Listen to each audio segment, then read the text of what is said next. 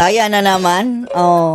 Etong ating Pangulo / Inspektor mga kababayan. Nag-i-inspeksyon na naman sa mga kapalpakan under sa kanyang panunungkulan mga kababayan. Ano ba tong drama ni BBM talaga mga kababayan?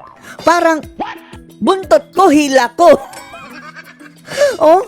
Nagpapapogi mga kababayan sa kanyang sariling kapabayaan. Nung nag-inspeksyon sa mga kababayan bumungad sa kanyang mukha ang matinding kurakutan dito sa ating bansa. At parang ngayon pa lang niya nalaman mga kababayan ha? Ano palang gamit sa confidential at mga intelligence fund mo BBM? 10 billion daw yun, kada taon ha? Hindi mo ba ginamit iyon? At parang ginagamit pa niya itong mga propaganda sa kanyang sarili mga kababayan na pinapalabas pa niya na ano pa? Siya ang bida. Ako ang tagapagtanggol. Na in the first place mga kababayan, hindi mangyayari ang mga kurakutan ito kung hindi siya nagpabaya.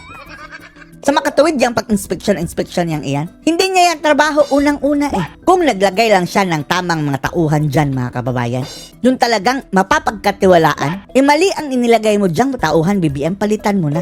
Na kailangan mo pa talagang ikaw mismo ang pumunta dyan para makita mo sa inyong sarili na mayroong mga kurakutang ganyan. Nagre-reflect ito sa kanyang kahinaan mga kababayan sa panunungkulan. Panoorin niyo po ha. I am here together with Mayor Benji Magalong to inspect some of Inspection na naman. Lumalabas mga kababayan na itong mga inspection ni BBM. Diba? Palagi niyang ginagawa yan mga kababayan. Parang pakitang tao lamang. And then wala ring mangyayari.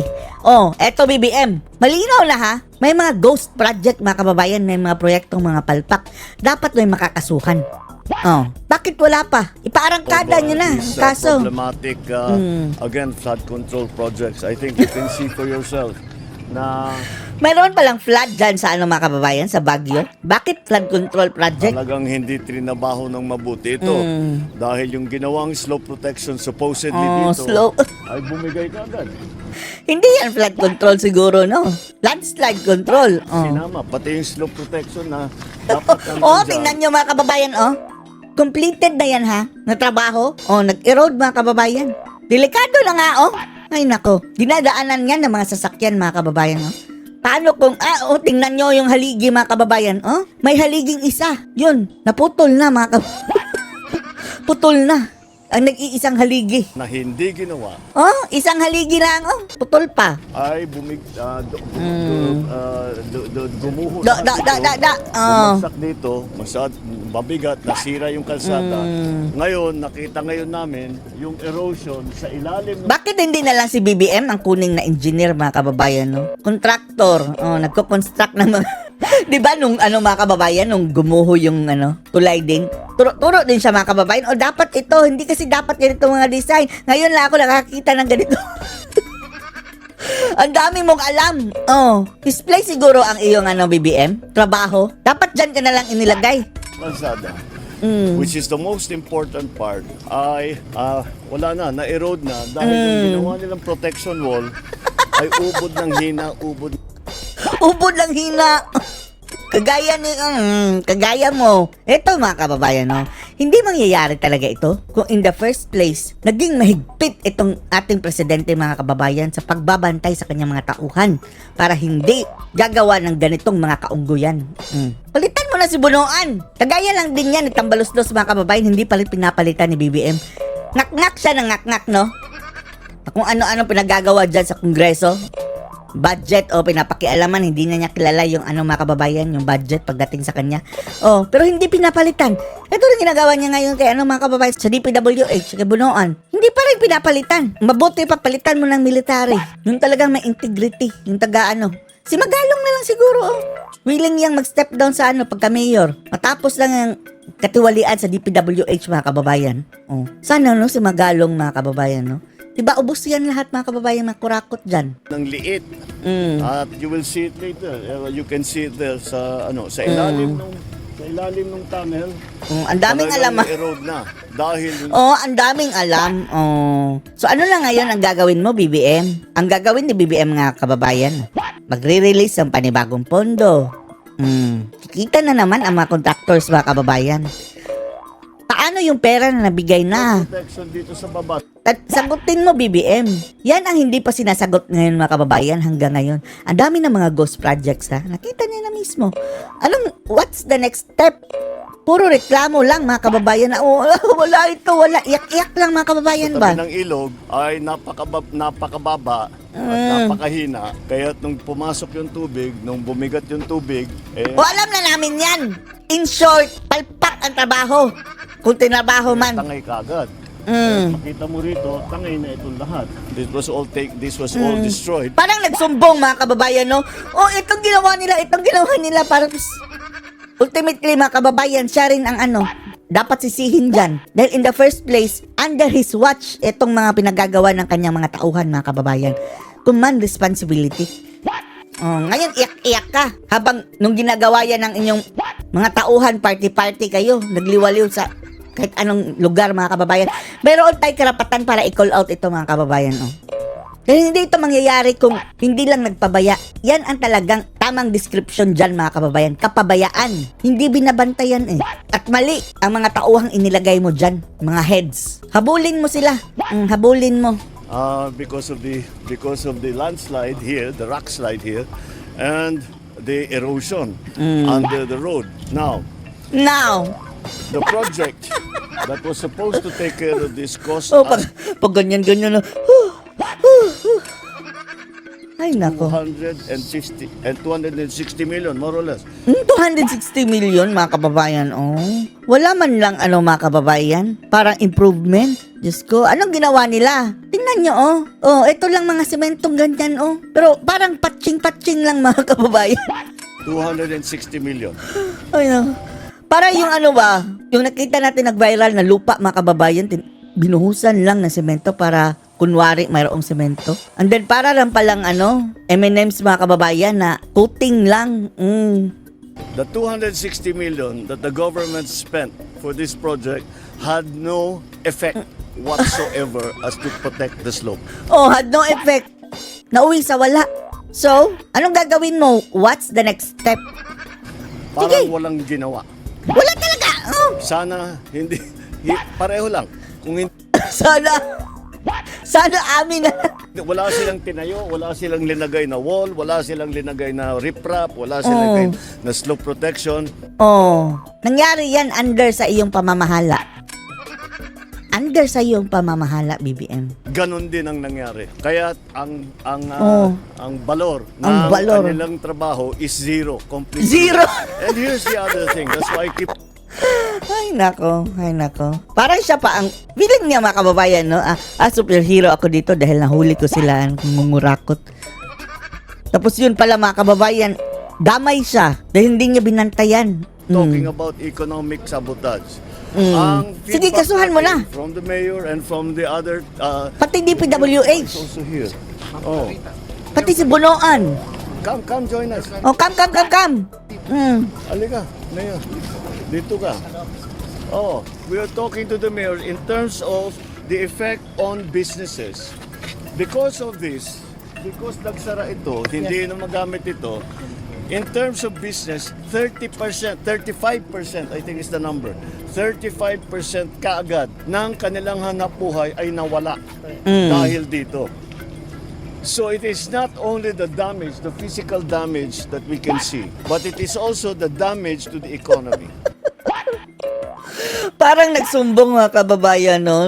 Tingnan nyo, ito ang resulta ng kapabayaan ko. Grabe, napakagrabe. Ay, naku. The irony, mga kababayan. It is also the damage to the people's livelihood. Naghahanap buhay lang naman itong mga taong ito.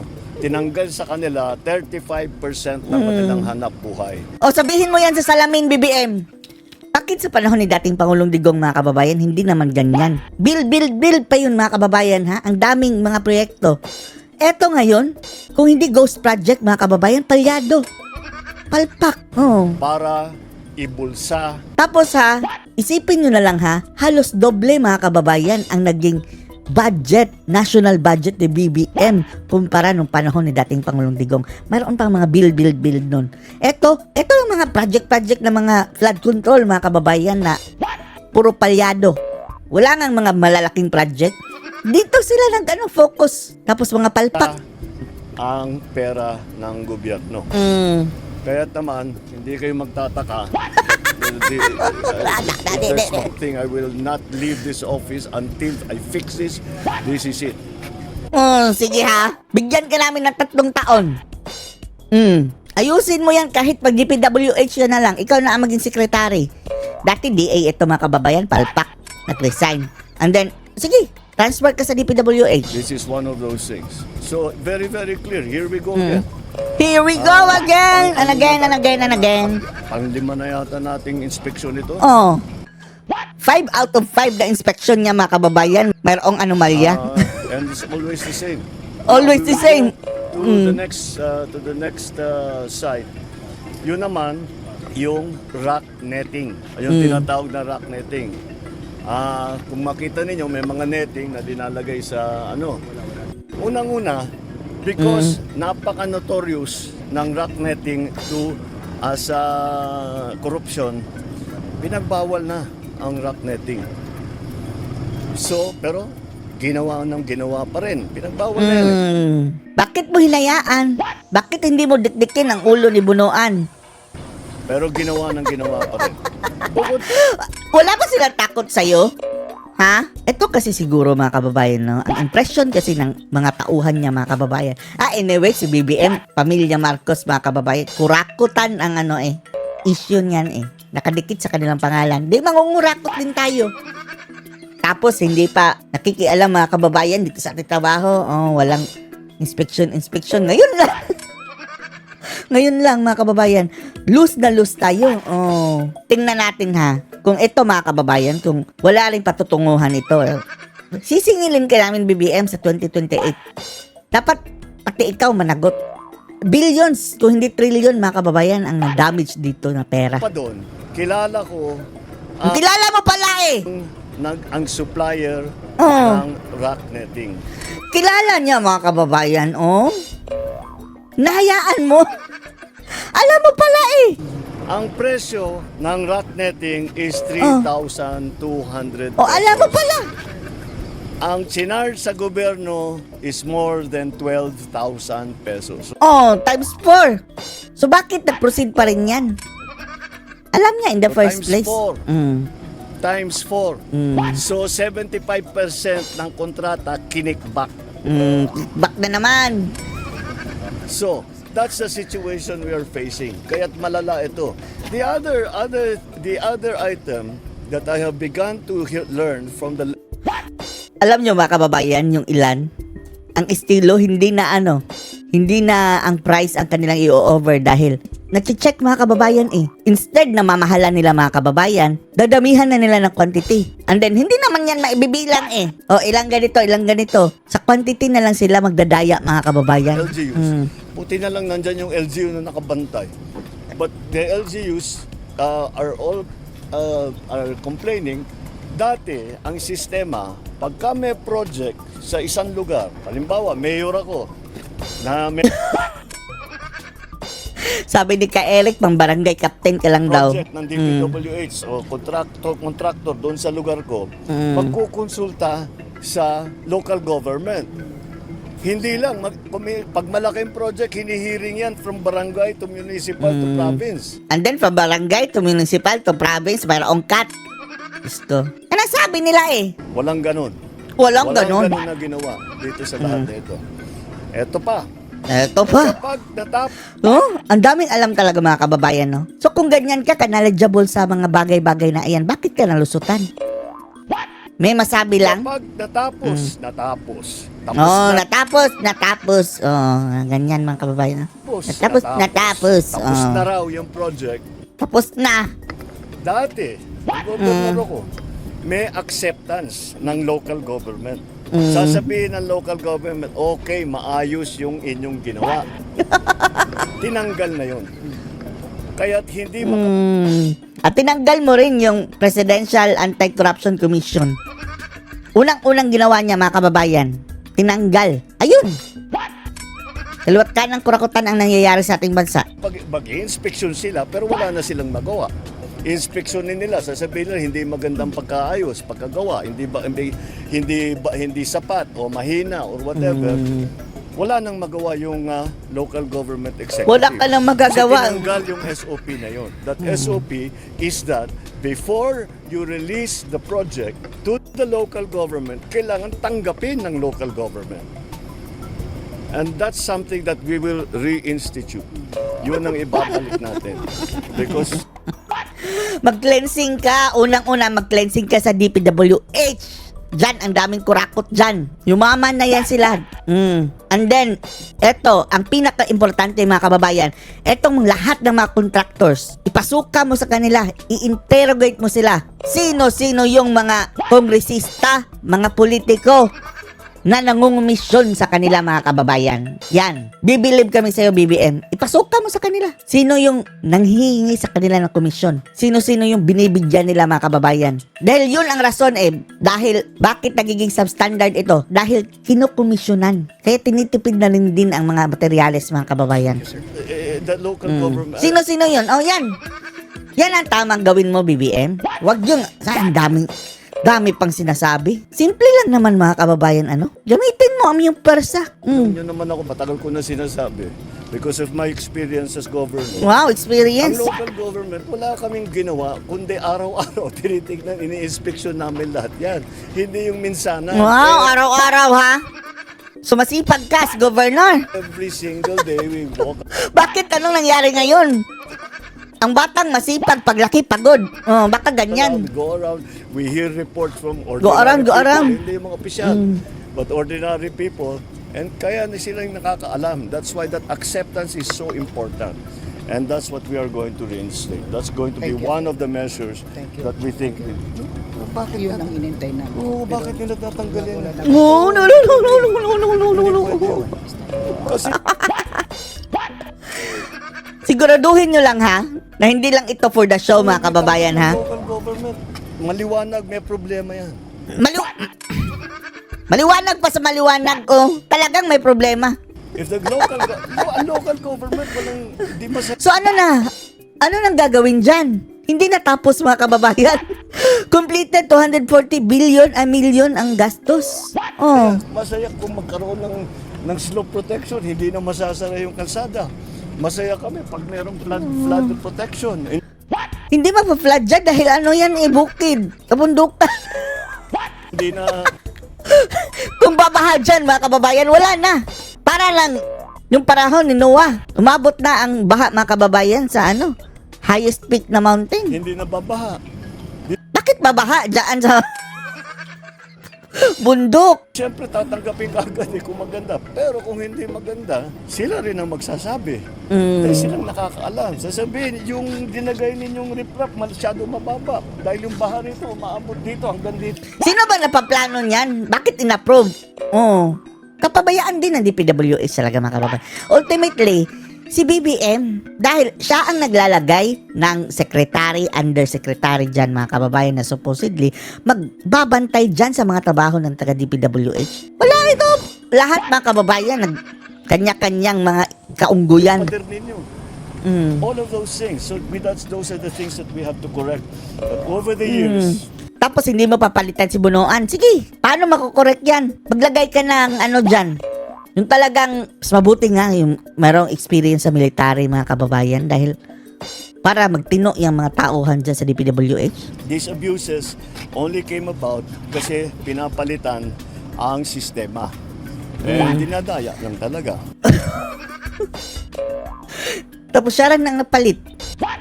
No consultation with the local government, no acceptance from the local government. All of that. Kaya mabigat ang gagampanan na role ng ating local government dito sa ating mga ginagawa para maayos na. Marami. Well, Tapos ang mangyayari niyan mga kababayan, balik na naman doon, maglalagay na naman dyan sa local government, congressman, gobernador, mayor, barangay captain. Napakarami ng bigyan ng komisyon. Ang dapat ilagay mo BBM pangil para dyan sa mga kurakot na gumagawa ng mga proyektong iyan. Pangil. Tapos. si Mayor Benji has been very very vocal about the problems that we have. That's why napunta ako dito. And the comments and the sumbong that have been arriving Sumbong kay bongbong.